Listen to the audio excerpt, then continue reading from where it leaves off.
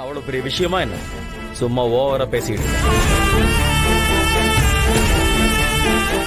அட பாவீங்களா, பாரதி மனசு படுற பாட்டை புரிஞ்சுக்காம கொஞ்சம் கூட ஈவு இறக்கலாம இப்படி எல்லாம் பேசுறீங்களே, நீங்க எல்லாம் மனுஷங்களா? எவ்வளவு சாதாரணமா 500 ரூபாய் புடவை தானே கேட்டுட்டீங்கல்ல? உங்களுக்கு எல்லாம் மனசாட்சியே இல்லையா? கல்யாண புடவைங்கிறது ஒவ்வொரு பொண்ணுக்கும் எவ்வளவு முக்கியம் தெரியாம நீங்க பேசுறத பார்த்தா எனக்கு ஆச்சரியமா இருக்கு. இது பணம் சம்பந்தப்பட்டது இல்ல,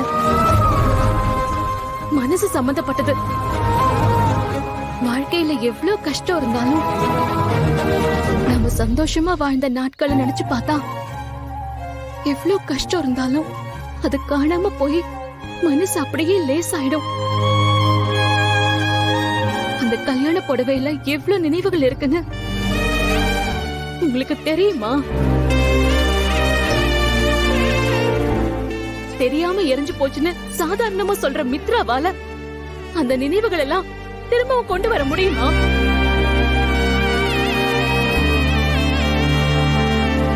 பாரதி, இந்த மாதிரி எதுக்கு நீ இப்ப தேவையில்லாம டிராமா எல்லாம் பண்ணிட்டு இருக்க? உன் புருஷனே உன் கூட இல்ல, அந்த கல்யாண புடவை போனதுதான் இப்போ உனக்கு பெருசா போச்சா? ஆமால, ஏன் பாரதி, உனக்கு உன் கல்யாணத்து மேல அவ்வளவு மரியாதை இருக்குல்ல, எதுக்கு இப்படி தனியா புருஷனை விட்டுட்டு இங்க கஷ்டப்பட்டு இருக்க? என்ன பிரச்சனை வந்தாலும் அதை சரி பண்ணிட்டு சேர்ந்து வாழ வேண்டியதுதானே? ஆமா பாரதி, சுதாகர் சொன்ன மாதிரி நீ போய் உன் புருஷன் கூட சேர்ந்து இருக்க வேண்டியதானே?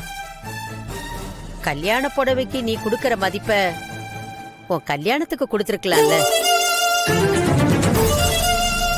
என்னது, அண்ணி எல்லாரும் கேவலமா அசிங்கமா பேசுறாங்க. அண்ணன் ஏன் எதுவுமே பேசாம அமைதியா இருக்காரு? இங்க பாருங்க, அது என் தனிப்பட்ட விஷயம். இப்படி இருக்கலாம் அப்படி இருக்கலாம் சொல்ல யாருக்கும் எந்த உரிமையும் கிடையாது. மித்ரா என் புடவை எரிச்சதை பத்தி யாருமே எந்த கேள்வியும் கேட்காம வேற எதோ பேசிட்டு இருக்கீங்க. இது கொஞ்சம் கூட நல்லா இல்ல. ஏய் போதும் பாரதி, சும்மா கத்திக்கிட்டு இருக்காத. ஏதோ தெரியாம நடந்து போச்சு. சரி, மித்ரா பண்ணது தப்புன்னு நாங்களும் ஏதோ பொறுத்து பார்த்துக்கிட்டு இருந்தா சும்மா இப்படி கத்திக்கிட்டு இருக்க. சும்மா கல்யாண நாள் டிராமா பண்ணிட்டு இருக்காத. புருஷனை வேண்டான்னு சொன்ன உனக்கு இதெல்லாம் ஒரு விஷயமா? ஒரு நிமிஷம் எல்லாரும் பேசாம அமைதியா இருக்கீங்களா?